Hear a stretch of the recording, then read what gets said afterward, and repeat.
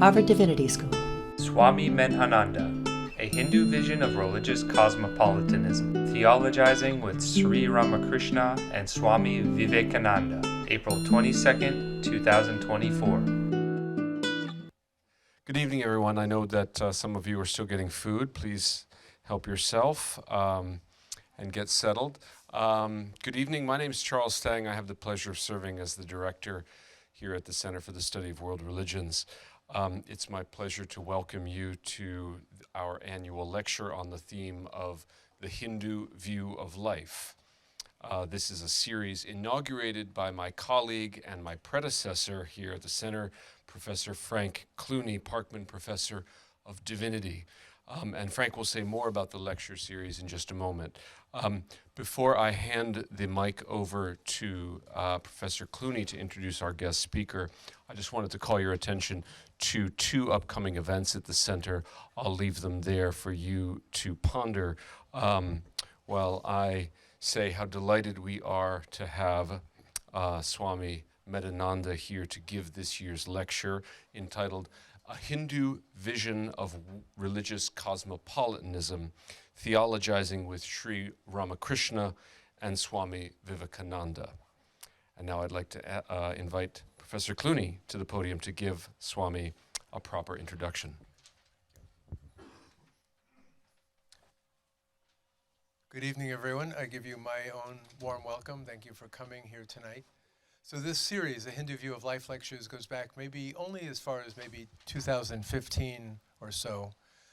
The first speakers were Professor Arvind Sharma and Vasudha Narayanan and Chakravarti Ramprasad, Anantanand Rambachan. So we've had a series of good speakers, wonderful speakers over the years, and we continue that tradition tonight. In this room, by the way, at the center, those of you who are new here may not realize that this center goes back to 1960, and the opening day speaker at the center in 1960 was Dr. Radhakrishnan from Oxford and from India, distinguished scholar, president of India, and so forth. So there's a long tradition of these kinds of events here, and we're happy to have another one tonight. So let me introduce our speaker. Swami Medhananda is a monk of the Ramakrishna order, currently a member of the monastic community of the Vedanta Society of Southern California in Hollywood, one of the oldest in the United States. He serves too as the Hindu chaplain at both UCLA and the University of Southern California. He is also an academic philosopher and theologian, currently serving as a senior fellow in philosophy at the Hollywood Center. He received his PhD in 2009 from the University of California in Berkeley, where he specialized in German aesthetics, not the typical background for a Hindu Swami. He was also a Fulbright scholar at Humboldt University in Berlin and a visiting student at Oxford University in 2001 and 2. From 2010 to 21, he was associate professor and head of the program in philosophy at the Ramakrishna Vivekananda Educational and Research Institute in Belur-Ramat, the headquarters in West Bengal. His research projects have been varied over the years, but currently focus on global philosophy of religion, the epistemology of mystical experience, cosmopsychism, Indian scriptural hermeneutics, and Vedantic philosophical traditions, especially the philosophies of Sri Ramakrishna, Swami Vivekananda, and Sri Aurobindo. He's the author thus far of 3 books: The Dialectics of Aesthetic Agency, Reevaluating German Aesthetics from Kant to Adorno, The Infinite Paths to Infinite Reality, Sri Ramakrishna and Cross-Cultural Philosophy of Religion from Oxford in 2018, and Swami Vivekananda's Vedantic Cosmopolitanism, also from Oxford 2022. He is also the editor of the Bloomsbury Research Handbook of Vedanta 2020 and a co-editor of Panentheism in Indian and Western Thought, Cosmopolitan Interventions 2023. He has also published over 30 articles in academic journals. He is the section editor in the International Journal of Hindu Studies, overseeing submissions in Hinduism and cross-cultural philosophy of religion. In that role, he edited 2 special issues of the International Journal, one on Swami Vivekananda as a cosmopolitan thinker, and one on Vedantic theodicies. The same journal also hosted a discussion of scholars on his Infinite Paths to Infinite Reality book. I believe I was in that book. We nicely disagreed with each other and had a good time with the whole thing, so I was happy to be there. Finally, I don't know how Swamis do this. He must have magical Swami powers. He's also working now on 2 more book projects, Karma and Rebirth in Hinduism from Cambridge University Press, and an all-embracing oneness, Sri Aurobindo's Integral Advaita and the Legacy of Sri Ramakrishna with Oxford University Press. So as Charles said, he'll be speaking tonight on a Hindu view of religious cosmopolitanism, theologizing with Sri Ramakrishna and Swami Vivekananda. Let us now welcome our speaker. Thank you so much. I just turned it on. Will the slides magically begin, or what do I do? Press forward and it'll be yours. There we go. All right. Thank you so much to Professor Charles Stang for inviting me today. Thank you to Professor Francis Clooney for the very generous introduction. We met in 2017 in person for the first time at the American Academy of Religion conference in Denver, but I've been an admirer of his work for many years before that. Oh, Catherine, nice to see you. Thanks for coming. I'll be talking about both Professor Clooney's and Professor Cornell's work, actually, in the course of the talk toward the end about multiple religious belonging. And thank you all for coming. One of the saddest ironies of religion is that, on the one hand, there isn't a religion on earth that doesn't teach love and compassion, and yet at the same time, some of the worst acts of bloodshed, violence, bigotry, fanaticism, racism have been committed in the name of religion. So I think it's urgent now to think about ways of theorizing and practicing religious harmony. I think it's more urgent than ever. So it's in that context that I wanted to talk about this particular Hindu vision of religious cosmopolitanism, focused on the life and teachings of 2 Hindu figures, Sri Ramakrishna and his chief disciple, Swami Vivekananda. There will be 3 parts to the talk. In the first part, I'll be defending a new interpretation of Sri Ramakrishna's doctrine of the harmony of all religions. In the second part of the talk, I'll be talking about how his disciple, Swami Vivekananda, further develops and deepens Sri Ramakrishna's views into a full-blown religious cosmopolitanism, and I'll talk about what I mean by that a bit later in the talk. And finally, I want to argue that Sri Ramakrishna himself deserves to be considered a pioneer religious cosmopolitan and one of the first multiple religious belongers. And this will be a very controversial part of my talk, and that's deliberate, and I hope to at least initiate discussion with you guys here in the audience. So Sri Ramakrishna, he was a 19th century Hindu mystic, a Bengali mystic, who was born in 1836 and passed away in 1886. He's most famous for having practiced spiritual disciplines in a variety of religious traditions, including Tantra, Vaishnavism, Advaita Vedanta, Islam, and Christianity. And we have to put practiced in scare quotes if we're talking in the context of Islam and Christianity. I don't want to beg the question. I'll raise the question toward the end of the talk. Did Sri Ramakrishna really practice Christianity, and if so, in what sense? Sri Ramakrishna also claimed to have had numerous spiritual experiences on the basis of his varied spiritual practices in different traditions. And it was on the basis of his own varied spiritual practices and spiritual experiences that he taught famously, as many fades, so many paths. Joto mot, toto pot. There are many formulations of it in the original Bengali. Mot, pot, ananta pot. Infinite are the paths, infinite are the fades. But these are teachings which are kind of cliches, especially in Bengal. If you talk about Sri Ramakrishna, people say, yeah, he's the one who taught Joto mot, toto pot, as many fades, so many paths. But his views on the harmony of religions are incredibly, there's a kind of deceptive simplicity to them. And they've been interpreted in many different ways. So there's a big question. How exactly did Sri Ramakrishna harmonize the world religions? It's a good time for a water break.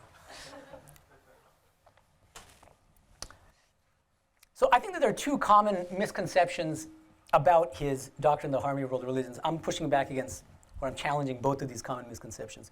The first misconception is that he held the view that all religions are true.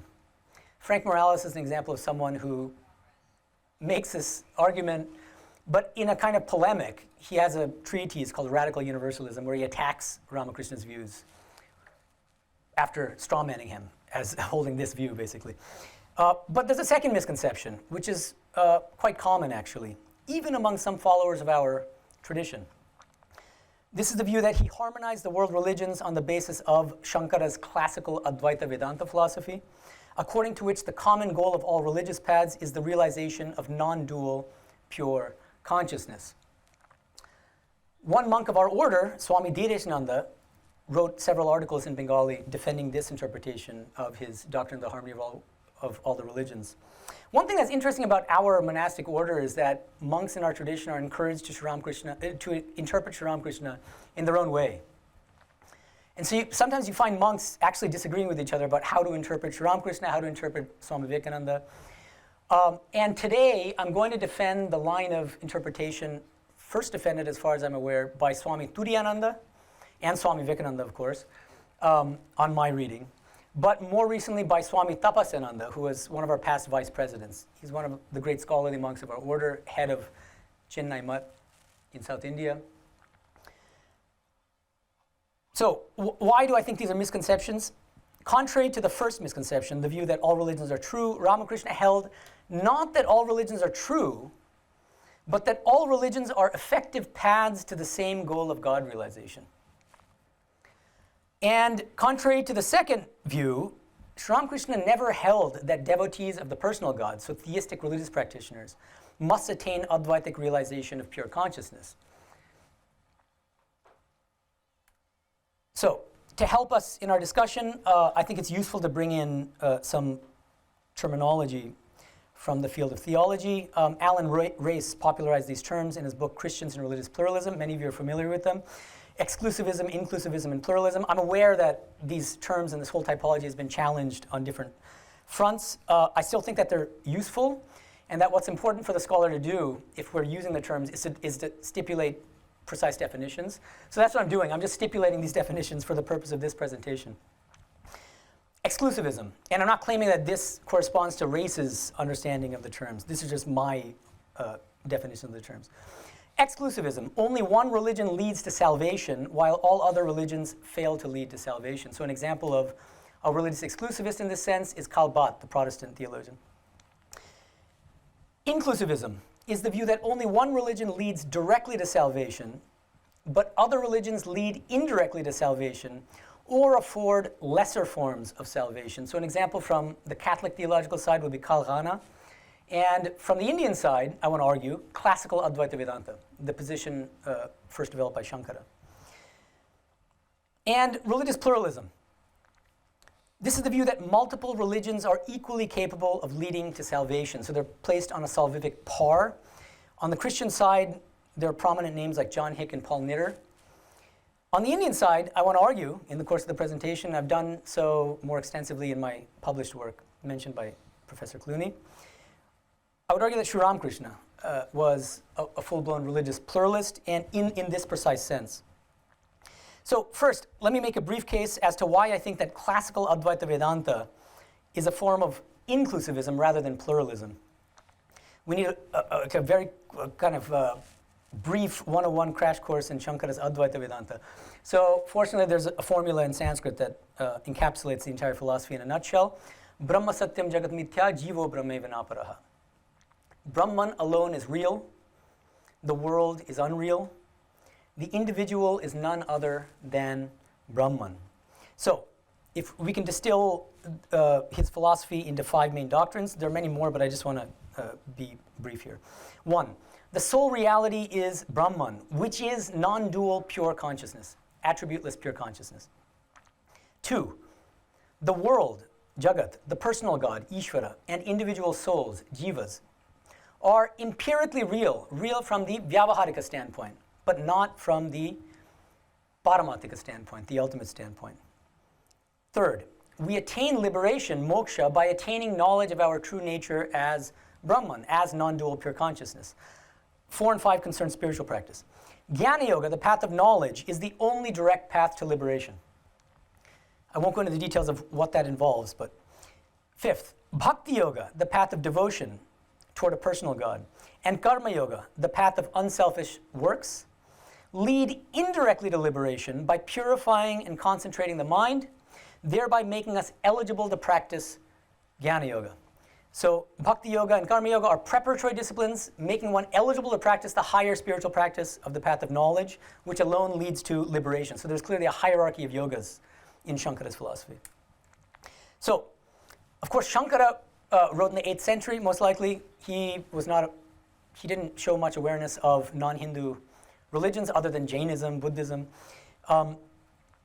But modern Advaita Vedantins like Radhakrishnan, who has a connection with this Hindu Annual View of Life lecture, what they try to do is develop Shankara's, or on the basis of Shankara's classical Advaitic metaphysics, they try to harmonize the world religions. And I've tried to make this illustrated in the form of a diagram. On this interpretation, this is what I'm calling a classical Advaitic inclusivist harmonizing of the world religions. Christians, through the practice of Christianity, can realize the Christian God. But notice that's not the top of the mountain.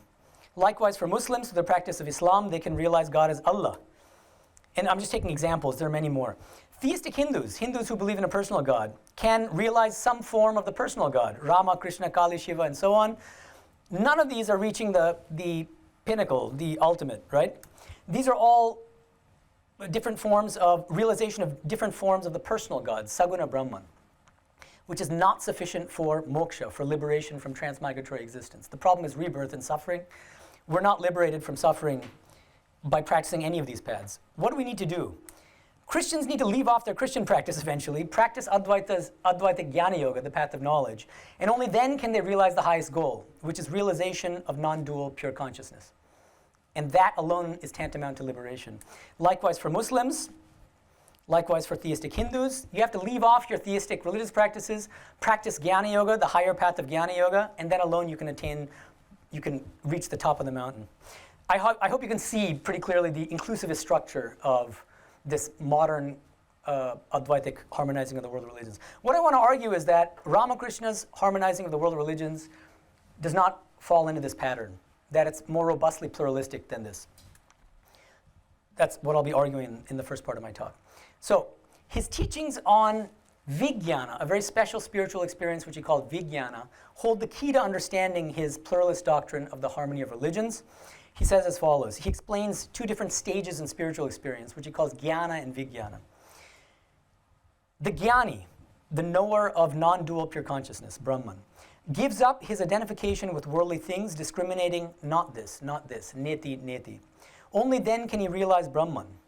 It is like reaching the roof of a house by leaving the steps behind one by one. But the Vijnani, who is more intimately acquainted with Brahman, realizes something more. He realizes that the steps are made of the same materials as the roof, bricks, lime, and brick dust. That which is realized as Brahman through the eliminating process of not this, is then found to have become the universe and all its living beings. The Vijnani sees that the reality which is impersonal, nirguna, is also personal, saguna. This is known as Vijnana. So there's a lot to unpack here in terms of this metaphor. The Jnani is the traditional Advaita Vedantin, a follower of Shankara, who attains spiritual realization of the impersonal, non-dual Brahman, pure consciousness, through the practice of Jnana Yoga. That's signified by reaching the roof in Ramakrishna's metaphor. But that's not the summit of spiritual experience. The Vijnani literally is the person who has an even deeper knowledge of the ultimate truth.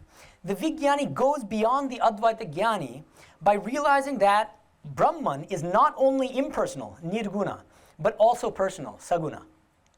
So while the Jnani dismisses the universe as a framework of illusion, dhokartati, the Vijnani embraces the universe as a mansion of mirth, mojarkuti, as a real manifestation of God.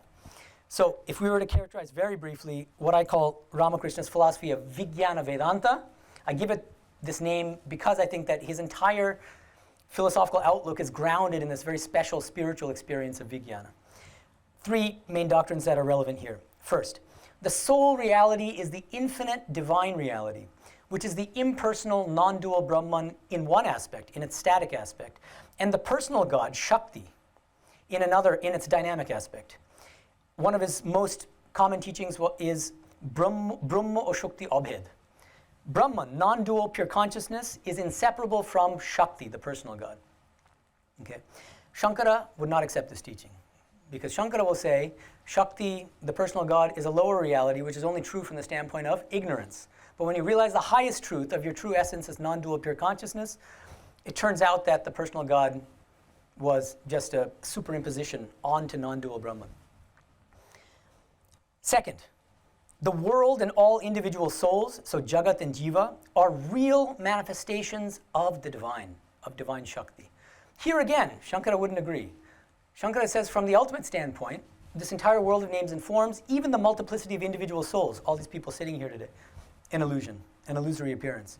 Third, in terms of spiritual practice, according to Ramakrishna, Jnana Yoga, the path of knowledge, Bhakti Yoga, the path of devotion toward a personal God, Karma Yoga, the path of selfless action, and Raja Yoga, the path of meditation, concentration, are all direct paths to the goal of God realization, to the highest liberative goal.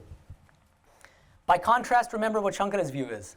Jnana Yoga, the path of knowledge alone, leads directly to the highest goal. Other paths, Bhakti Yoga, Karma Yoga, are not hopeless. They're helpful as preparatory disciplines to purify the mind, to make one eligible to practice the higher discipline of the path of knowledge. So there's no hierarchy of yogas in Ramakrishna's philosophy of Vijnana Vedanta. So, in a nutshell, I would characterize Ramakrishna's philosophy of Vijnana Vedanta as a Shakti-affirming and life-affirming Advaita philosophy. It's Advaitic. It's just as Advaitic as Shankara's philosophy, but it's a different kind of Advaita. There are actually many kinds of Advaita in the Indian landscape. There's Kashmiri Shaivism. There's the Vishishtadvaita of Ramanuja. I'm arguing that the integral Advaita, the Vijnana Vedanta of Ramakrishna and Swami Vivekananda and Sri Aurobindo, that's the new book I'm working on, it's a new school of Advaita, which is more expansive than the traditional Advaita Vedanta of Shankara. So, if we were to characterize that in a succinct Sanskrit phrase, this is my own coinage, Brahma Shakti Satyam Jagat Satyam. The ultimate reality is not just Brahman, non-dual pure consciousness, but it's equally Shakti, so I've hyphenated it as Brahma Shakti. Brahma Shakti Satyam means Brahma Shakti alone is real.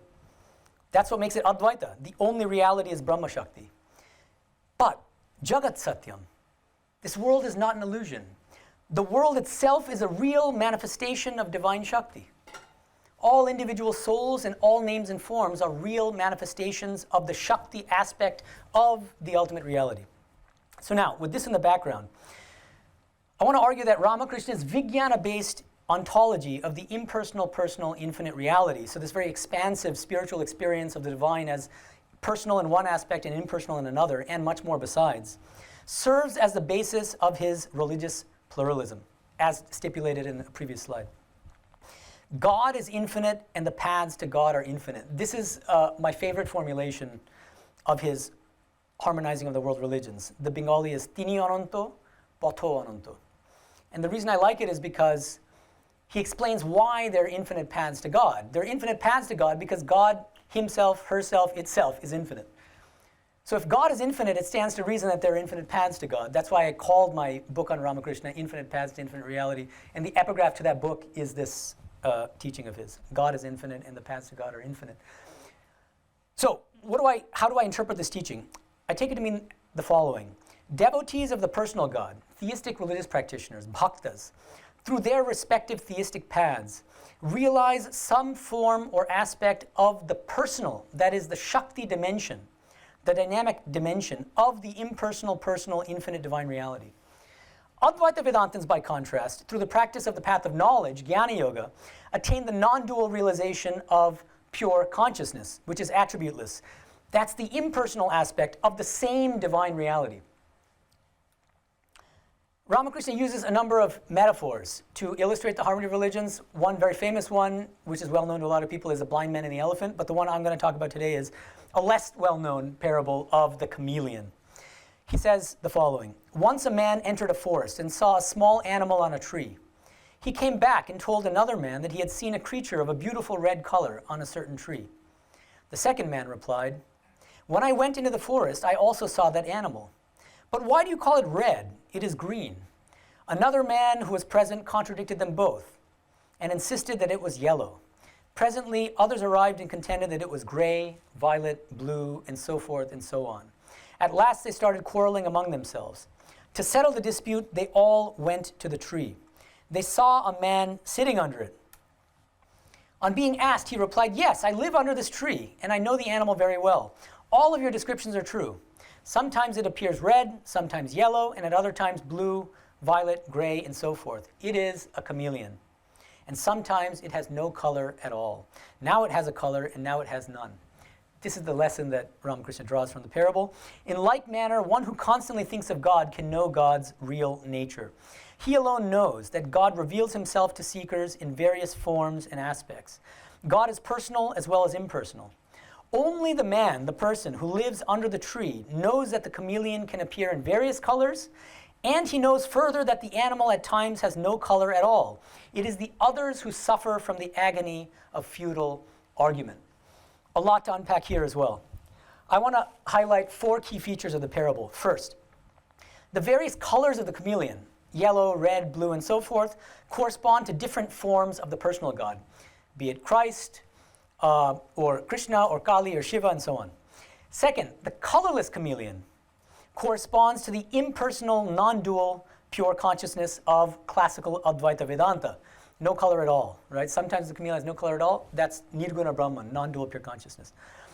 Third, note that the thrust of the whole parable is that the colorless chameleon is in no way more true than the colored chameleon. The chameleon has blue or yellow or red, which means that the theistic religious practitioner's realization of the personal God has the same status and the same value and the same reality, the same validity as the Jnanis, the Advaita Vedantins' realization of non-dual pure consciousness. They're on a salvific par. And fourth, the person, this very unusual person, the tree sitter who sits under the tree 24 hours a day, who is that person? He sees the chameleon in multiple colors and as colorless. That's the Vijnani. The person who has attained this very special, unique, expansive spiritual experience of Vijnana. The Vijnani is the one who has realized the divine in multiple forms and aspects. And so on the basis of his or her own spiritual experience can say, you guys are right. You're right that God is Christ. You're right that God is Allah. You're right that God is Krishna. You're right that God is Kali. And yet, your mistake is, some people make the mistake of limiting God, limiting the divine, to that aspect or form of God that they have realized or that they worship. Never put a limit to God. That was one of Ramakrishna's favorite teachings. You can never put a limit to God. Never say that God can only be this and no more. So, now let's revisit the same mountain. How does Ramakrishna's pluralistic harmonization of the world religions look, especially in contrast to Shankara's more inclusivist Advaitic harmonizing? I see it as follows. Christians, through the practice of Christianity, directly reach the top of the mountain, which I would characterize as realization of some aspect or form of the impersonal, personal, infinite reality, which is tantamount to liberation or salvation. Likewise for Muslims, likewise for Hindus, meaning theistic Hindus in this context, likewise for Advaita Vedantins, non-theists, likewise for Buddhists. They all reach the top of the mountain through their respective religious paths, and there's no inclusivist structure because they all reach the top of the mountain without having to stop their theistic religious practices and practicing some allegedly higher practice. So I hope it's clear how this has a more robustly pluralistic structure than the classical Advaitic inclusivist model. Another important thing here is Ramakrishna's expansive conception of eschatology, the final state of liberation. Let's assume that I've realized God, I've attained liberation while in the physical body. What happens after I cast off this physical body? What does the final state of liberation, post-mortem liberation, look like? According to Ramakrishna, there are 2 fundamentally different types of spiritual aspirants. Bhaktas, devotionally oriented people who strive to cultivate a loving relationship with the personal God. And Jnanis, intellectually oriented people like Advaita Vedantins and some Buddhists, who strive for nirvana, a salvific state in which no sense of individuality remains. In contrast to traditional schools of Vedanta, Ramakrishna grants equal value and equal reality to both the Advaitic and the theistic ideals of liberation. I think this is very significant and important. The form of liberation we choose depends on our individual temperament and preference. So one of his famous teachings is, bhaktas don't want to become sugar, they want to eat sugar. These are the two contrasting paradigms, right? So theists want to dwell in a heaven, in a loving relationship with the personal God, whatever that heaven is. That's eating sugar. Non-dualists will say, that's not the highest salvation for us, that's silly. There's no coming and going, we don't even believe in eternal heavens. We believe in temporary heavens, but not eternal heavens. And why is that? It sounds like it would be boring, something like that. So instead they say, no, I want to become sugar. I'll get cavities if I eat sugar for my entire life. So while some spiritual aspirants seek to merge their individuality in the impersonal, non-dual Brahman, devotees, bhaktas, tend to prefer to retain a sense of individuality in order to enjoy the bliss of loving communion with the personal God. In order to eat sugar, you have to be a little bit separate from the sugar. There's an eater, and then there's the object that's being eaten, right? The food. And since there are various lokas, loka in Hinduism in Sanskrit means realms, transcendental realms, other than this one, super terrestrial realms. Because there are multiple lokas, there are also multiple theistic forms of salvation. So it's not the case that all theists, whether they're Christian or Muslims or Hindus, will all reach the same kind of heaven. No. I like to think of Ramakrishna's view of eschatology as a many-roomed mansion, using a metaphor that Christ also used. There are many rooms in the mansion. Imagine there's a Christian room. Maybe within Christianity there's a Catholic room or whatever. And there's also a Muslim room, Jannah. There are many different Hindu rooms, the Kali room for the Shaktas, the Vaishnava room for the Vaishnavas, and so on and so forth. These are different theistic heavens. And every soul, every liberated soul gets the form of salvation that they want, that they're looking for. They'll eat sugar in the way that they want. So, in light of this, I think that it's fair to say that Ramakrishna was not only a religious pluralist who held that different religious paths are equally capable of leading to salvation, but he was also equally a salvific pluralist in the sense that salvation or liberation itself takes a variety of forms, depending on the temperament and preferences of different liberated souls. Some of you who are familiar with theology might be aware of S. Mark Heim's book called Salvations. It's an important book critiquing John Hick's understanding of the ultimate reality, but also of eschatology. And one of Heim's main criticisms is that Hick adopts a monolithic conception of salvation that fails to do justice to the particularity and uniqueness of the different forms of salvation taught in the different world religions. I think one of the virtues of Ramakrishna's Vijnana-based religious pluralism is that he fully embraces multiple forms of salvation, but without jettisoning pluralism altogether, which is actually what Heim ends up doing. Heim calls his position a pluralistic inclusivism. But Ramakrishna remains a robust religious pluralist while also affirming multiple forms of salvation. So I think that's a really unique feature of his view. Now, second part of the talk. From religious pluralism to religious cosmopolitanism. Ramakrishna's chief disciple, Swami Vivekananda, many of you are familiar with him, born in 1863, passed away in 1902. I see him as further developing and kind of clarifying that Ramakrishna's views on the harmony of world religions are extraordinarily radical and relevant even today. And that it's not just a religious pluralism, but Vivekananda makes clear that Ramakrishna's views are actually a form of religious cosmopolitanism. What do I mean by that? Again, this is just a stipulation. We can and should strive to learn from religions other than our own, and even to incorporate aspects of their traditions into our own spiritual practice. You might ask, how is this different from religious pluralism? Think about it. Religious pluralism is a view that multiple religious paths are equally capable of taking us to salvation. Imagine I'm a Hindu, somebody else is a Christian. So I can fully accept that that Christian can reach the same goal as mine through the practice of Christianity.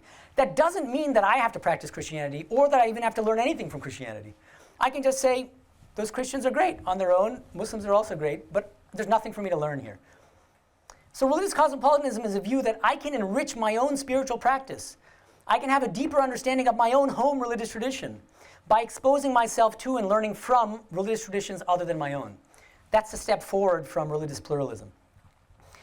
And Vivekananda gives three rationales for moving toward or deepening religious pluralism into a religious cosmopolitanism. First rationale, since different religions provide different but complementary accounts of one and the same infinite divine reality, every religious practitioner can enrich and broaden her understanding of the divine by learning about other religions. I particularly like a statement of Fritjof Schuon's in his well-known book, The Transcendent Unity of Religions. He says, the truth is that every religious form is superior to the others in a particular respect. Every religion gets something right in a way that's superior to the way that other religions articulate that same idea. I think it's very important, which means that we stand to learn a great deal by exposing ourselves to religions other than our own. Second rationale for religious cosmopolitanism, according to Vivekananda, every religion has what he calls a unique soul, which he defines as a particular excellence.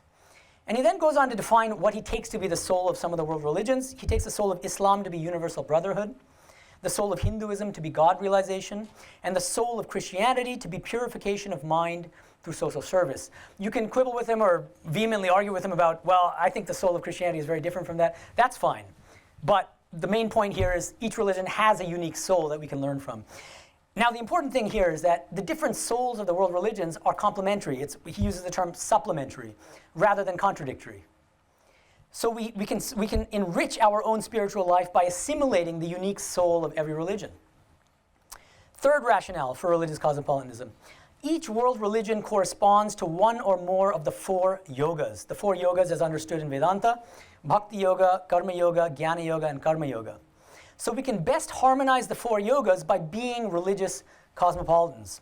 Here's his rationale. He says, we want to become harmonious beings with the psychical, spiritual, intellectual, and working, meaning active sides of our nature, equally developed. We must be as broad as the skies, as deep as the ocean.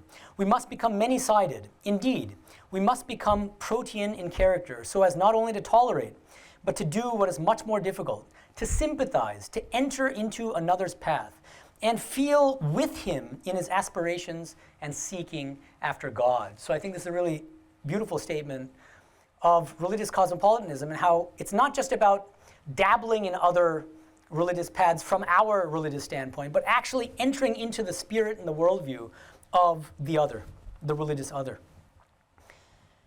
And in another passage he says, our watchword then will be acceptance and not exclusion. I accept all religions that were in the past and worship with them all. I worship God with every one of them, in whatever form they worship him. I shall go to the mosque of the Mohammedan. I shall enter the Christian's church and kneel before the crucifix. I shall enter the Buddhistic temple, where I shall take refuge in Buddha and in his law. I shall go into the forest and sit down in meditation with the Hindu, who is trying to see the light which enlightens the heart of everyone. Not only shall I do all these, but I shall keep my heart open for all that may come in the future. We stand in the present, but open ourselves to the infinite future. We take in all that has been in the past, enjoy the light of the present, and open every window of the heart for all that will come in the future. This is, I think, a very prescient statement of what's now called multiple religious belonging, and I'll get to that in part 3 very, very soon. But I just wanted to mention briefly that I flew in from LA yesterday, and as soon as I got to Hotel Veritas where I'm staying, I just really wanted to go to a Catholic church. And so I looked up Harvard Square Catholic Church, and what popped up was, I think, St. John's Parish. St. Paul's Parish, thank you. And I've never been there, so I walk in. I missed the main area. But I just walked into this beautiful room dedicated to female Catholic mystics, which I'm sure you're aware of. There's a little side room. It's very beautiful, and I had a wonderful prayer there. And in the back of the room, there are quotations from St. Teresa of Avila, Catherine of Siena, Hildegard von Bingen, and so it was really nice. So, third part of my talk, multiple religious belonging. As promised, I want to argue that Ramakrishna was a pioneer in the practice of what's now called multiple religious belonging. But what exactly is multiple religious belonging? All bets are off here. Different scholars have defined it in different ways. Professor Cornell, I'm honored that she's present here today, has edited a volume called Many Mansions, Multiple Religious Belonging in Christian Identity, published in 2002. And Professor Clooney has contributed a chapter to it, which I think is very helpful and insightful, called God for Us. So I'm drawing on Professor Cornell's introduction to that volume and Professor Clooney's chapter in the volume. On my understanding, Professor Cornell defines multiple religious belonging as follows. She gives two criteria. Religious belonging involves the recognition of one's religious identity by the tradition itself, and the disposition to submit to the conditions for membership as delineated by that tradition. That's page 4 of her introduction. And Professor Clooney gives two criteria for multiple religious belonging in his chapter, on my understanding again. I might be misreading. So they're here to clarify, thankfully. The first criterion, multiple religious belonging involves the practice of attentive reading. He says the following: if a Christian reads a Hindu verse and ponders it according to traditions of Hindu learning, note that, according to traditions of Hindu learning, this eventually has an effect, salutary I suggest, on how he or she thinks and reads, contemplates and encounters Jesus of Nazareth, who even today wishes to encounter us. If in the end we bring to our spiritual understanding and practice images that belong to more than one tradition, we ourselves begin to belong to those multiple traditions in new and complex ways. So I think what's important here is that he's not suggesting that a Christian read a Hindu text through a Christian lens. He's saying something much more radical. He's saying that the Christian should read a Hindu text on its own terms. And by doing so, on its own Hindu terms, you can become a better Christian and a deeper Christian, and understand your own home religious tradition even more fully and deeply. At least that's how I understand it.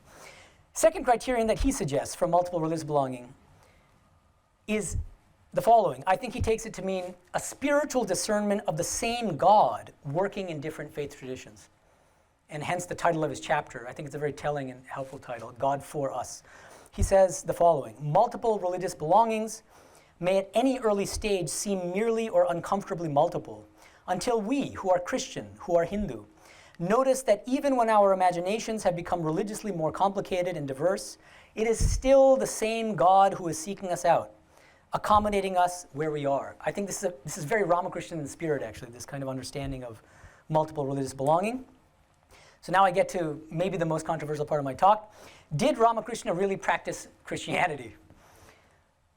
There are two prevailing views on this issue. The first view, interestingly, is held by many followers of our tradition, whether they're devotees, lay devotees, or monks. This is the view that Ramakrishna, yes, he faithfully practiced Christianity for how long? For 3 days in 1874, culminating in the direct mystical experience of Jesus merging into his own body. Okay. Second view, also common. They find the first view to be kind of absurd. What does it mean to practice a religion for 3 days? So they say, no, Ramakrishna, as a Hindu, dabbled in Christian practice. You can see the denigrating language here. Dabbled in Christian practice for 3 days in 1874. Perry Schmidt-Leukel, a good friend of mine in Germany, University of Münster, he makes this argument. In the same book symposium on infinite paths that Professor Clooney has contributed to, he makes this kind of argument. You can look at that symposium. I mention it at the end of, toward the end of this presentation. So this is the second view, that he never actually practiced Christianity. He remained a Hindu throughout and just kind of wet his feet a little in, or waded in the waters of Christianity while remaining a Hindu. I want to argue against, challenge both of these, I think, misconceptions. And I want to argue that Ramakrishna was a pioneering example of a Hindu-Christian multiple religious belonger, according to the criteria set by Professors Cornell and Clooney, and that he practiced Christianity not just for 3 days in 1874, but for fully 15 years, from 1871 to the year he passed away in 1886. As far as I'm aware, I'm the first to make this argument. So, let me begin to make the case here. I might turn it into an article at some point in the future. We'll see. I'm just very busy. 1871 is where I date the beginning of his Christian practice. It begins with an intense Bible study with one of his devotees, Shambhucharan Mullik. He asked him to read out loud from the Bible, presumably in a Bengali translation. He didn't know English, but there were Bengali translations available in British colonial India. And so he's listened carefully, and he was especially taken by the life and teachings of Jesus, especially the Gospels of Matthew, Mark, Luke, and John. But he also read other parts of the New Testament, read meaning heard out loud, and he had a very good memory. So he was familiar with the Corinthians and other texts by Paul. So his Bible study begins in 1871. Of course, he's also practicing, trying to the best of his ability to put into practice many of Christ's very rigorous teachings in the Sermon on the Mount, in the Beatitudes, blessed are the pure in heart, for they shall see God, and so on. In 1874, 3 years later, there's a really unique 3-day period. Ramakrishna is walking in the garden of his devotee Shambhucharan Molli. And then he sits in his parlor, and he sees a picture of baby Jesus in the arms of Mother Mary. And he just looks intently at the picture. And then he says, I'm just paraphrasing, he describes it himself, he says that, I suddenly saw rays of light emanating from baby Jesus and entering my body. And we have to keep in mind that his Ishta Devata, his chosen form of God was Kali, Mother Kali, Divine Mother Kali. What happens is, when those rays of light enter his body, he said it revolutionized his spiritual and religious attitude, and it wiped out temporarily his Hindu samskaras, the latent mental impressions of all of his worship of the different Hindu deities, gods and goddesses, and he became a Christian. This is his own description. And he had tremendous reverence for Jesus. And he was practicing for those 3 days very intensely the practice of Christianity as he understood it. Culminating in, at the end of this 3-day period, he's walking in a garden and he sees what he takes to be Jesus himself, saying that Jesus telling him, I've died, I've shed my heart's blood for the sake of humanity. And then Christ ends up merging into his body. And after that spiritual experience of Christ merging into his body, Ramakrishna accepted Christ and worshiped Christ as a divine incarnation. Notice A here, so obviously that's not going to gel well with official Christian orthodoxy, which takes Christ to be the sole begotten Son. He was Hindu, but still, he fully accepted Jesus as one of the divine incarnations and worshipped him as such. So after that experience, he kept 2 pictures of Jesus in his own room and worshipped them with incense, and fully accepted Christianity as a salvific path. So, and another really interesting incident, and so, okay, from 1874 all the way up to 1886, when he left his body, he reveres and worships Jesus as an incarnation of God. He also, throughout his life, tried to practice Christ's teachings and emulate Christ in his saintly life. And another really interesting incident, which is recorded in the Gospel of Sri Ramakrishna, October 31st, 1885. There was a Quaker Christian monk, an Indian Quaker Christian monk, it's already unusual, who comes to visit Ramakrishna on this day. And he's wearing plain clothes, but underneath his plain clothes he's wearing this, Gerua, the ochre robes of a sannyasi, a renunciate. And he reveals his inner clothes in the course of the conversation. And he tells the people there, you have no idea who Ramakrishna is. I see him as Jesus. And I saw him in visions previously, says this Quaker Christian Mishra. And Ramakrishna blesses him and he goes on his way. So it's quite striking that, and this is, I'm reminded of Professor Cornell's one of her 2 criteria, which is that this multiple religious belonger has to be accepted by members of that other religious tradition. And this is a very strong example of that. A Quaker Christian fully accepting Ramakrishna, not just as a Christian, but as Christ himself. So Ramakrishna was, on my view, a 15-year multiple religious belonger, a Hindu and a Christian, as per both Cornell's and Clooney's in total 4 respective criteria. Clooney talks about textual study, careful reverential textual study, and I see the Bible study beginning in 1871 as fitting that criterion. Clooney's second criterion involving spiritual discernment of the same God in different religions. That's the keynote of his teachings and his practice. And Professor Cornell's other criterion, now can you remind me? Sorry. So the second one is being accepted by the other tradition. And that's right, the disposition to submit, thank you. So that when those rays of light entered his body, he underwent this mental transformation, this spiritual transformation, which made him, actually, the way he describes it, it was against his will, because he was terrified, because he loved his mother Kali, and suddenly she was disappearing from his practice. And he was just worshiping Christ. And so he's doing that, but even after the 3-day period, it's not that he stopped practicing Christianity. What happened was, his understanding of the divine further expanded. And so he continued to worship God as Kali, as his mother, his beloved mother Kali, but also accepted Christ as another unique manifestation of the divine and worshipped him accordingly and as such. So, for a more in-depth discussion and defense of Ramakrishna's philosophy of religious pluralism, please see chapters 3 and 4 of my book, Infinite Paths to Infinite Reality on Ramakrishna.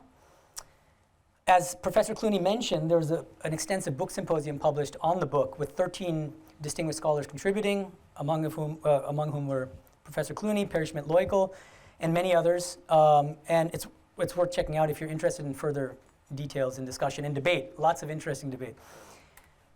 And for a discussion of Swami Vivekananda's views on religious pluralism and religious cosmopolitanism, please read chapter 3 of my newer book, Swami Vivekananda's Vedantic Cosmopolitanism, published just 2 years ago. Thank you so much.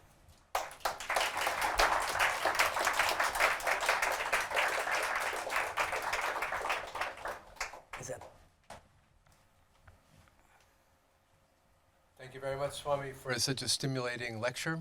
You have a wonderful style, both clear and profound at the same time. Thank you. So our procedure now will be to have questions. We are recording this event, and so I'd ask you, when you want to ask a question, to wait until you have the microphone in your hand before proceeding with the question. I might start us off, since I have the mic in my Please. hand. I'm going to keep it for a half hour, actually.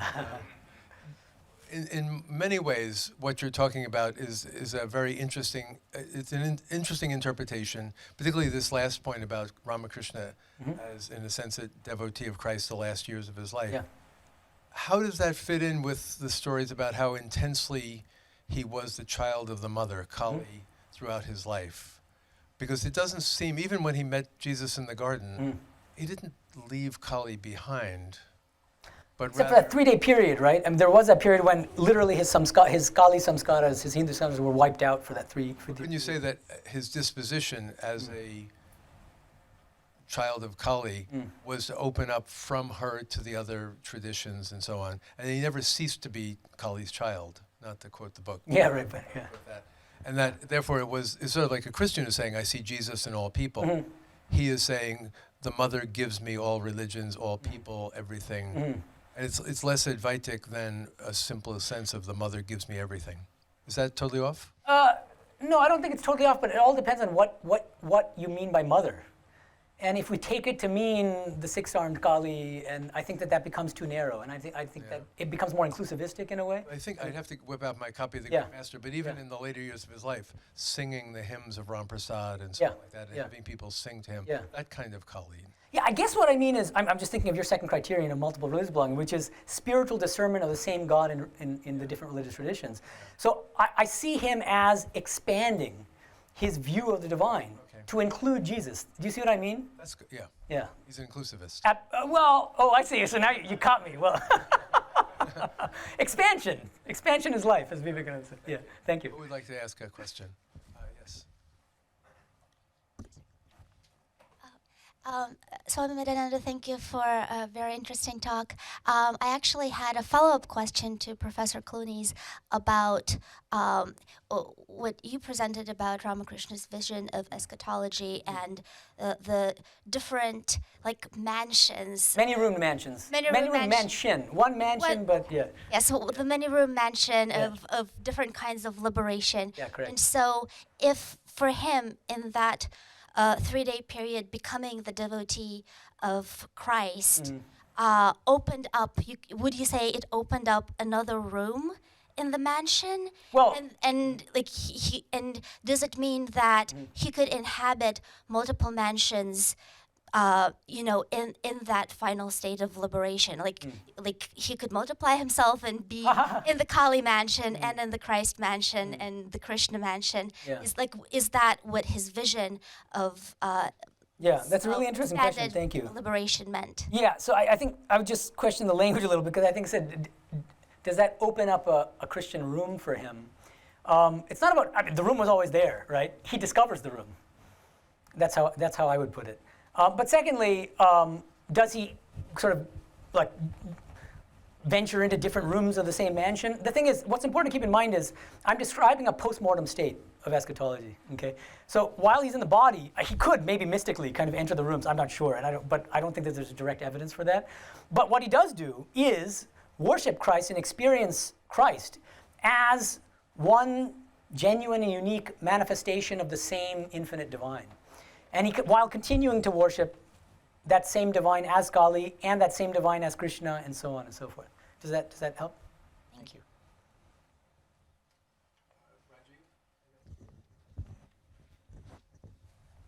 Thank you, Swamiji, for such a great talk. Thank you. I have a few questions, but I'll ask one. But it's embedded with a couple. So I totally grasp what you're saying and about religious pluralism in the context of different, accepting different deities or conceptions of God as superimpositions of onto like the infinite reality or different. I hope I didn't say that superimposition because that becomes classical Advaita, but they're real manifestations of the same divine. Yeah. But but that I think that's means something different for me to say that I'm a Hindu, but I see Allah as God or Jesus as divine. That's very different than me saying, oh, I'm a Muslim or I'm a Christian. Yeah. And what happens when there's a conflict of like doctrine? Mm-hmm. Yeah. Okay. That's a great question. It's one of the big thorny issues in theology and philosophy of religion in discussions of religious pluralism. Every theory of religious pluralism has to face the problem of what's called conflicting religious truth claims. Right? Different world religions make different claims. Did Christ die on the cross? Christians say yes. Muslims say no.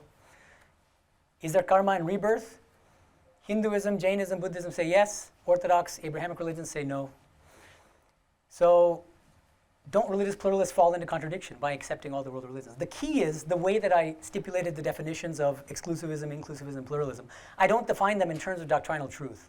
I define these terms, these positions, in terms of salvific efficacy. So what Ramakrishna claims is that different world religions, apart from their doctrines, are equally efficacious in leading us to the same goal of salvation. Now, to be more precise in answering your question, I think it's helpful to bring in John Hick's classification of different types of conflicting religious truth claims: historical, transhistorical, and claims about ultimate reality.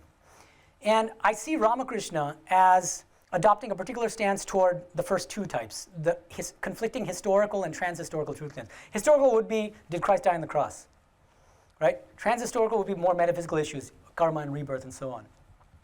Ramakrishna's stance is, different religions say conflicting things about these historical issues and transhistorical issues. That's just a fact. Nonetheless, he says, and which means that some religions get certain issues right. If karma and rebirth is true, Orthodox Abrahamic religions are wrong on that count. If Christ did die on the cross, Islam is wrong. What he says, though, is that even if a religion is wrong about a particular doctrine, it doesn't handicap that religion from the standpoint of salvation in a significant way. Because none of these historical and transhistorical truth claims are universally binding. Not everybody has to accept them. And they're not salvifically vital for everybody. That's the crucial stance on the first two types. Now, with regard to Hick's third type of conflicting truth claim, it's claims about the nature of ultimate reality. Ramakrishna adopts a very different take. The chameleon parable explains it very easily, which is that the different religious conceptions of the ultimate, as Christ, as Allah, as Krishna, as Kali, as pure consciousness, are complementary rather than conflicting. And how do we know that? On the basis of his own spiritual experience of Vijnana, he realized that the same infinite divine actually manifests in different forms and aspects. So that's a short answer to the question. Thank you. Yeah. Thank you, Swami, for the talk. On your interpretation, you say that Sri Ramakrishna says that not all religions are true, but that they are all effective paths. I'm just wondering, what is the precise difference between being true and being an effective path? Right, great question. So all religions are true. It can be interpreted in different ways, but one way of interpreting is all the doctrines of Christianity and all the doctrines of Islam and all the doctrines of Buddhism and all the doctrines of Hinduism and so on are true. That lands in radical contradiction for the reasons I just said in answer to his question. Yeah. Thank you. I'm wondering if there's any advantage from Ramakrishna's point of view in straddling the Brahman Shakti line. That is to say, rather than hierarchically ordering them, is there an advantage to an aspirant, to use the chameleon metaphor, is there an advantage to being able to have seen the chameleon colorless and have seen it colored, or for that matter, to have seen the chameleon in different colors? Like, if they're all essentially equal, I shouldn't say equal, they're not ranked hierarchically, what benefit is it to the aspirant to move among the colors or from color to the color? That's a great question, yeah. I want to say that there is no unique benefit from the standpoint of salvation. He would use an example of the Ganga, the famous river in India. He would say, to touch the Ganga, you don't have to run your finger through the whole river, from beginning to end, from its source to where the mouth, where it goes into the ocean. He says, you can touch it at any point and you've touched the Ganga. He says, likewise, you can realize God in any form or aspect, and that's God realization. That's enough. That's liberation for you. So what is the advantage? The advantage is the advantage of the epistemic vantage point, that expansive vantage point of the person sitting under the tree. In the blind man and the elephant example, it's the person who can see the whole elephant. These are people who are spiritually situated in such a way that they can adjudicate these debates and these conflicts among the world's religious practitioners and saying, wait. You guys are all right, but you're all wrong. You're all right because you're touching real aspect. You've realized a genuine aspect of the divine. But never limit God to just that aspect of God that you've realized. All of you are right because you're all realizing different aspects and forms. They're just complementary aspects of one and the same infinite divine. So there's an epistemic advantage, and specifically in kind of helping to kind of promote religious harmony and to explain in, I think, a pretty philosophically sophisticated way how it is that different religions can be equally effective in leading to the same goal of salvation. Can I just follow up very quickly? How comfortable would you be translating that epistemic advantage into the language of the Abrahamic traditions around the temptation of idolatry? Because it suggests in some ways that if you occupy one point of view where you see only the colorless or only one color, you can, I hear in your comment a worry about a kind of fixation, a certainty and fixation. And a limiting, Yeah, a limiting, which again, in the Abrahamic traditions, this usually gets labeled as a kind of conceptual idolatry. Yeah, I think that's wonderful. I actually talk about it in a section of chapter 2 of this book, specifically in the context of the continental philosopher Jean-Luc Marion. And he distinguishes idol from icon, and I talk about how Ramakrishna's idea that you can never place a limit to God is a good example of the kind of conceptual idolatry that Jean-Luc Marion is criticizing. Yeah, thank you. It's a wonderful question. Professor Cornell? Thank you. And since you quoted me, I feel like I Yes. should Please. respond. Sorry if I butchered you. Yeah. Well, it made me think of that aspect of belonging where you have to be recognized by the tradition Yeah. to which you claim to belong as or indeed belonging Yeah. to that tradition. And that's one aspect of my question. The other aspect is the person sitting under the tree who sees all the chameleons in the different colors. Or the one chameleon in different colors, yeah. Yeah, stands above all religions. So I doubt that Christianity would recognize a figure outside of its tradition to stand above all religions and judge all religions From on high or something. from beyond any particular religious tradition. So is there a problem there in terms of belonging to a religion beyond which you situate yourself? So that's one aspect of it. And then the question of who speaks for a religion. So you mentioned the Quaker who recognized Ramakrishna as Jesus. So would anyone who claims to belong to a particular religion have the authority to recognize somebody else as, I saw Jesus in this person, even if much of what he says contradicts what the Orthodox tradition might say, for example? Yeah. Another aspect of the question is you try to dissociate the state of salvation from doctrines and so on, but that's not the way Christianity, I think normative Christianity understands itself. So faith is part also of salvation, or right faith plays an important part. So that also defines Christianity in its own self-understanding. Sure.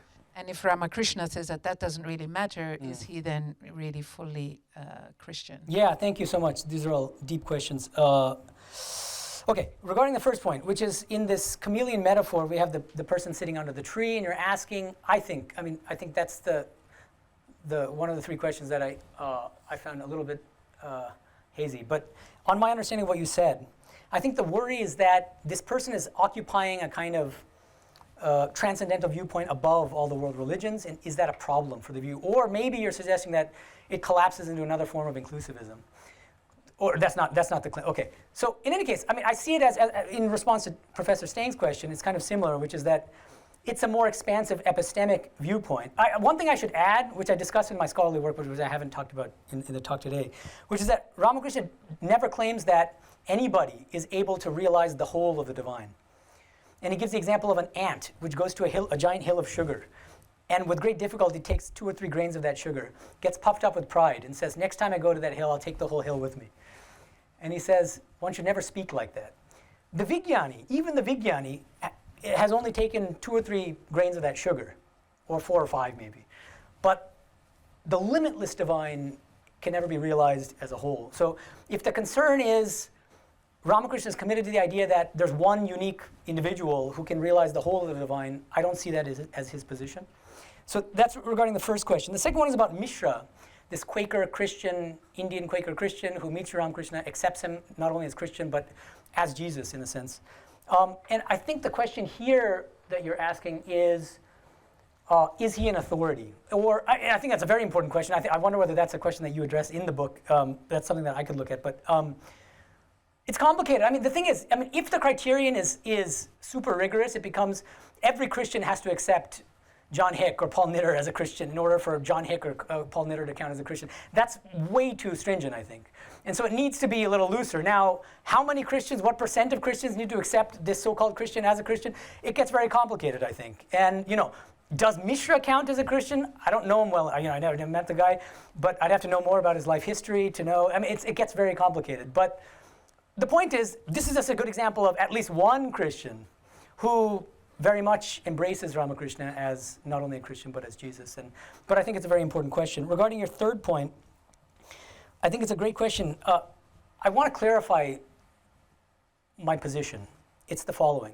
With respect to historical and transhistorical truth claims that conflict in different world religions, Ramakrishna's view is that these doctrines, did Christ die on the cross, is karma and rebirth true, are not soteriologically vital for everyone.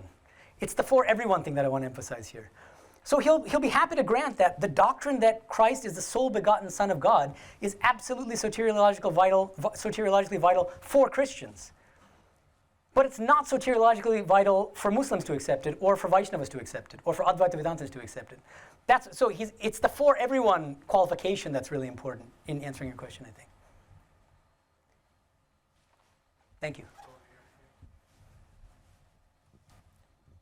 Thank you very much, Swamiji.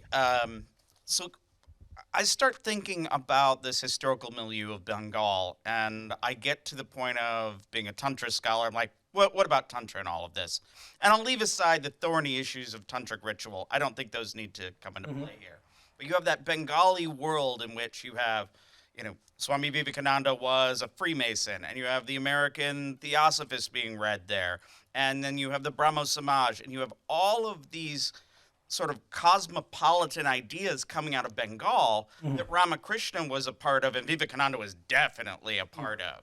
And that when you posit this Vijnana Vedanta, I so clearly hear the scholastic arguments of Abhinavagupta or Kshamaraja, and going back to this notion of the world is the transformation of the divine just slowed down. Instead of looking at the snake rope and seeing the rope, you see a rope and it's actually a snake, as I tell my students all the time. So where does Tantra come into this? And where does that historical Bengali milieu, and then Vivekananda in a cosmopolitan understanding for a cosmopolitan man that was Vivekananda? Thank you. Thank you. Great questions. So regarding Kashmiri Shaivism, in a word, what you're talking about is Kashmiri Shaivism, and it's a particular... Well, I want to be careful, though. Kashmir Shaivism is not all of Tantra. No, it's not. Yeah. Okay, so you want to talk about Tantra more broadly. Okay, in any case, So I think it's just a fact that Ramakrishna's teachings come much closer to Tantra than to classical Advaita Vedanta. This is not an original insight. Walter Neville argued for this in a long article published in the 70s, I believe. So I agree with him on that. Where I disagree with Neville is that he ends up trying to label Ramakrishna as a tantric. And I think that's a mistake. And so in chapter 1 of my book, Infinite Paths, I argue that you can't really pigeonhole Ramakrishna into any of these Indian philosophical traditions. Why, you might ask? Well, because one thing that Tantra tends to do is remain inclusivist in structure, right? Other religions are great, and they're also real forms of God, but our Kali is the highest if it's a Shakta Tantra tradition, or our Shiva is the highest if it's a Shiva-oriented form of Tantra, whereas Ramakrishna doesn't do that. And so that's the kind of difference also, but deeply there are similarities, deep affinities, like, for instance, Brahman and Shakti are inseparable, one of Sri Ramakrishna's key teachings, very tantric. The world is a real manifestation of the divine, extremely tantric. So Arindam Chakraborty is a well-known scholar of Indian philosophy. I'm sure you've met him, and Professor Clooney and others have met him. He likes to say, because he knows Ramakrishna well, he knows classical Advaita well, he knows Kashmiri Shaivism well, he says, if you want to understand Ramakrishna's teachings in the gospel, better to study Kashmiri Shaivism than to study classical Advaita Vedanta. You'll be misled if you just are conditioned by classical Advaita and then sort of like filter Ramakrishna's teachings through that lens. Thank you. Sorry. And then, the second question you had about cosmopolitanism, read this book, which is Swami Vivekananda's Vedanta Cosmopolitanism. So it's 400 pages. Yeah, thank you. Thank you, Swami, for your wonderful presentation. And I think the idea of multiple religious belonging is interesting. I just wonder, when you're talking about this multiple religious belonging, it seems to me you're kind of saying that Ramakrishna is actually open to the the best part of other religions. So the possibility is it possible that he accepted some parts of Christian truths and then integrated it with his home tradition? Because, so in other means, my question is, could he embracing the entirety of other religious belonging, like to integrate it into a whole? Is that possible, or is it just like what I say, an eclectic choice of the best part of other religions? And I think that's a wonderful question. I think that, in fact, if the criterion for being a genuine multiple religious belonger is that you have to embrace the entirety, it's well put, embrace the entirety of that other religion, you land in incoherence. You can't embrace the entirety of Hinduism, which accepts multiple incarnations, and embrace the entirety of Christianity, which in its orthodox forms holds that there's only one divine incarnation, and at the same time remain sane. And so, I think that you put it really well. I think that you say, right, he takes the best parts of the different, what he deems to be the best parts and the most helpful and enriching parts of the different religious traditions, and incorporates them into his home religious practice. But I think that counts as a form of multiple religious belonging on Professor Cornell's and Professor Clooney's criteria. Thank you. Can you put the mic? Yeah, thank you. Oh yeah, right. Yeah, that's a separate discussion, I guess. Hi, so I have a question about discernment. So if I am seeking in multiple religious traditions to find a path, how do I discern within a religion or within these multiple religions what is good teaching? What is more relevant to my path? Like how do I figure that out as I literally go to Buddhism, Christianity, and I'm looking for truth? Yeah. And I feel there is a way to find these multiple paths of truth, but there's also some sort of discernment needed. Yeah, I think that's right. I think you have to be careful, but I think if you have to be honest with yourself and ask yourself what aspects of tradition X are helpful to me as a religious practitioner in understanding the nature of the divine. What aspects of this other tradition help to enrich and expand the repertoire of my spiritual practices, help me to broaden my perspective and appreciate the perspectives of other religious practitioners, and so on and so forth. I mean, it's a very good question, but it's a very practical question, and I can't give a kind of one-size-fits-all answer to it. It's really about, it's almost like asking, like, how do I know which food I like most? Well, try out the different dishes And then it might turn out after trying 10 different kinds of food that you like lasagna the best, and then go with lasagna. Make that one of the foci of your cuisine. Yeah, thank you. And Chidekananda has a question in the back as well. So why don't we give, and then we can come back to DRE in the end.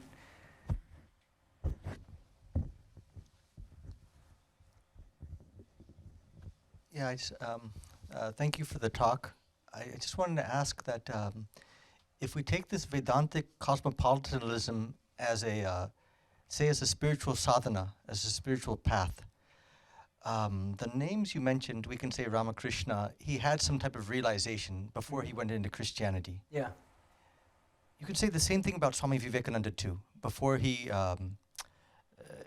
dabbled in, I don't know, anyways, Christianity, but he also already had realization. Mm-hmm. So would you say that if we were to even take this as a possible sadhana, possible spiritual practice, that maybe one prerequisite is, like Ramakrishna said, don't dig too many holes. First dig one hole, go deep, and then go to, so would you say that first it's necessary to have realization in one specific path before going to others? Right. That's a great question. I think that would be too stringent a standard, because how many people, I mean, then religious cosmopolitanism, multiple religious belonging wouldn't really get off the ground for most people, just because God realization is a very high ideal. So I don't think that's necessary. And I think that part of what Swami Vivekananda helps to bring out is that it doesn't need to be that stringent. You might be led to think just on the basis of Ramakrishna's teachings that first realize God, dig deep in one place, and then you can kind of, no. And digging deep, what does digging deep mean? I don't think that necessarily means realizing God. I think it means find a firm anchor in your home tradition. And on that basis, you can freely draw on other religious traditions. So I think what Ramakrishna is cautioning against is spiritual dilettantism. And it's common now. It's a kind of, it's not cosmopolitan, it's a kind of like, you're a Buddhist for 10 days, and then, and it's something that Professor Cornell talks about and criticizes in her introduction in Many Mansions. And then you kind of, and also what Professor Clooney talks about, like jumping around from one tradition to another without any deep anchoring or understanding or sympathy with any of these traditions. So I think you need a firm grounding in your home spiritual tradition that doesn't amount to necessarily God realization, on the basis of which, once that's firm, you can then freely draw on other traditions without creating mental confusions, cognitive dissonance, and where you can still learn actively from other religions. Thank you. Thank you.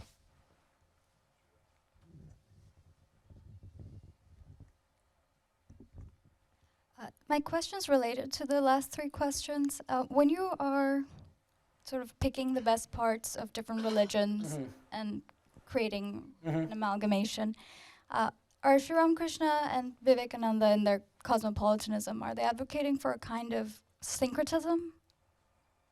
Okay, you define it so that we don't get in trouble. What is syncretism? As in, maybe some kind of a different religion, for example, Santo Daime, that has, they take different aspects of different religions and they put it together. And it becomes a new religion? And it becomes a new religion? Oh, that's an interesting question. Yeah, so, okay, let me mention this. This I discuss in this book, but I'll just mention it now. Swami Vivekananda makes some quite provocative statements. One of them, which I really like, is he says, no person is born into a religion. Each person has a religion in the depths of his or her soul. And the first step in spiritual life is discovering what that individualized religion is in the depths of our heart. And the religion in your heart, even if let's just say that we're all Hindu here, each Hindu will have a different religion in that person's heart. That means there's a kind of customized, individualized, custom-made religion which the soul has and believes in, and which you need to tap into to understand your unique spiritual path. And so I think there's some truth to this idea that you can, I think Vivekananda as a religious cosmopolitan actually encourages the development of a unique religious worldview and practice that incorporates aspects of other traditions. If you want to call it a new religion, go ahead. It doesn't have to be. Ramakrishna referred to his own tradition as a non-sectarian sect. It's a very paradoxical and interesting kind of phrase.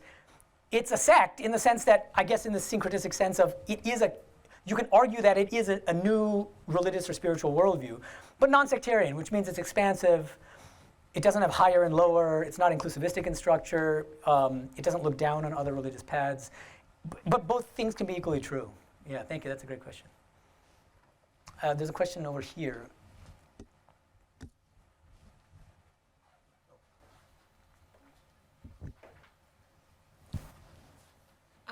That's a great quote.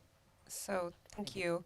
And I'm sort of wondering how to relate it to like the question about lasagna and also like spiritual dilettantism and wanting to avoid that. I mean, this idea that you're not born into a religion, and then also I think especially in the modern day where people might have multiple religious traditions within their own families or communities, or not necessarily feel at home in their religious tradition, and be put in this position of seeking, which necessarily requires a degree of dilettantism for some time as you're sampling everything, trying to find your lasagna.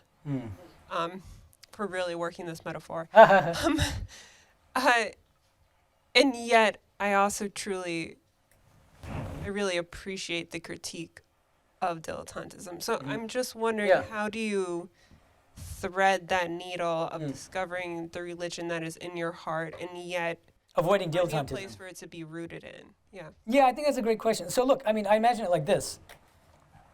Let's say that for the first 10 years of my life, I'm raised on just peas and baked potatoes, using the food metaphor. I don't know anything other than that. And then suddenly at age 11, my friend takes me out to some kind of shopping mall with all this, and then I see there's Japanese cuisine, and then there's lasagna, and then there's this and that. So it expands my repertoire. It just expands my knowledge of the different options out there. Now you're asking, isn't that a kind of dilettantism? I want to say that's not necessarily. I mean, to me, it was when I first read the Bible, for instance, long back when I was an undergraduate, when I first read the teachings of the Dhammapada, the Buddha scripture. I'm not yet claiming to be a multiple religious belonger. I'm just trying to understand the religious other, expose myself and understand what that other religion teaches. So that I don't think counts as dilettantism. It would be dilettantism if I claimed at that very premature and initial stage that I'm already a Buddhist and a Christian and a Hindu. But if I use that as a kind of launching pad for then asking myself, like maybe 10 years down the line or whatever, or whenever, but just now, I love that aspect of the Dhammapada when Buddha talks about compassion. Let me try to incorporate that into my practice. First of all, I need to understand my own home tradition's understanding of compassion and its role in spiritual life. And then I can freely draw on the Buddhist views on compassion without confusing myself and without becoming a dilettante.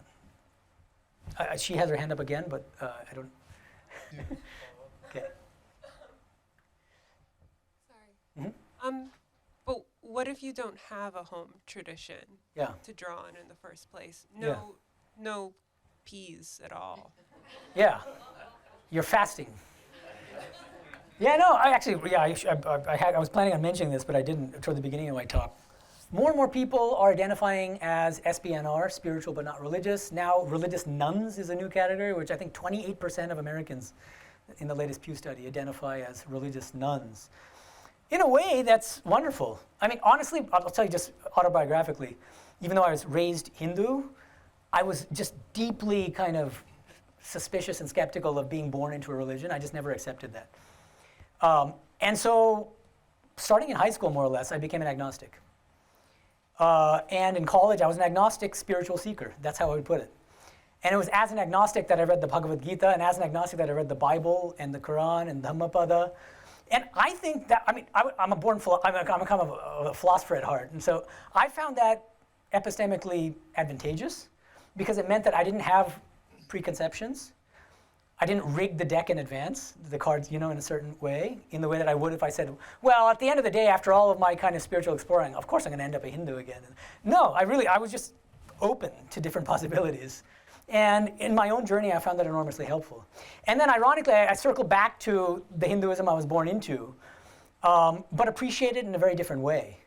And with the doctrines of karma and rebirth, I can appreciate why I was born a Hindu, but without uncritically accepting what my parents kind of taught me, which was, to be honest, I mean, I often just say, I'm planning on giving a lecture sometime, but it'll be a bit polemical, called A Tale of Two Hinduisms, and contrasting cultural Hinduism with spiritual Hinduism.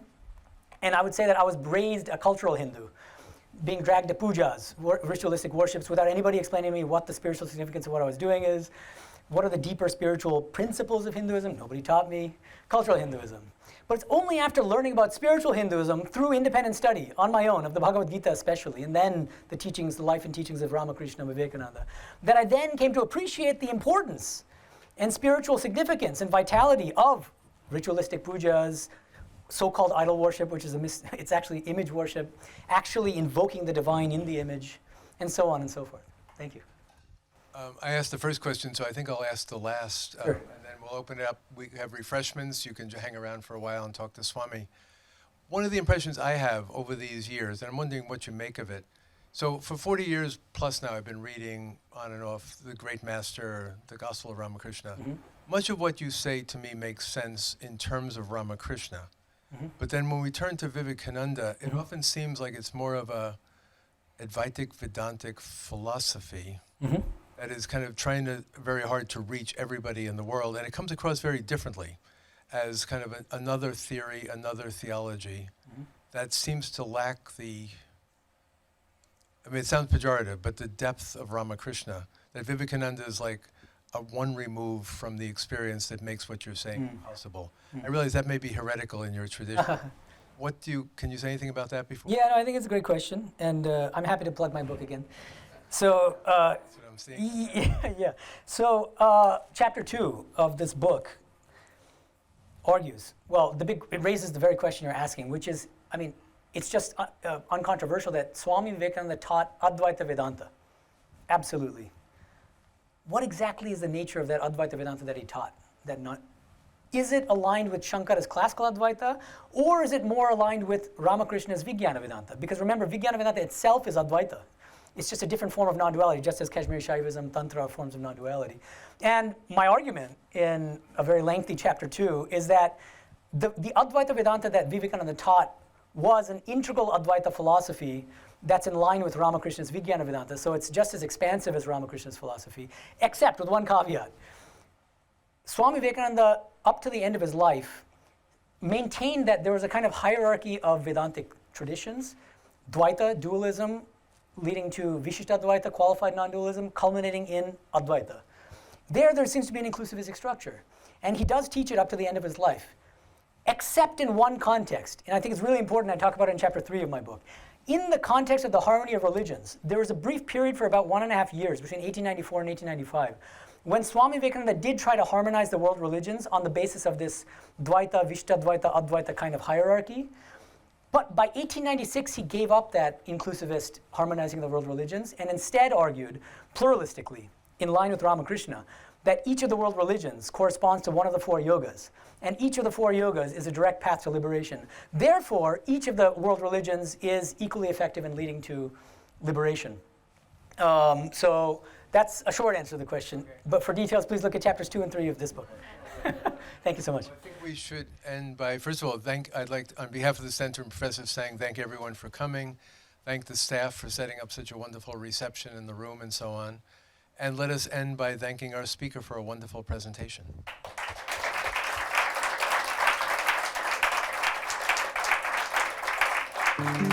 Sponsor, Center for the Study of World Religions. Copyright 2024, the President and Fellows of Harvard College.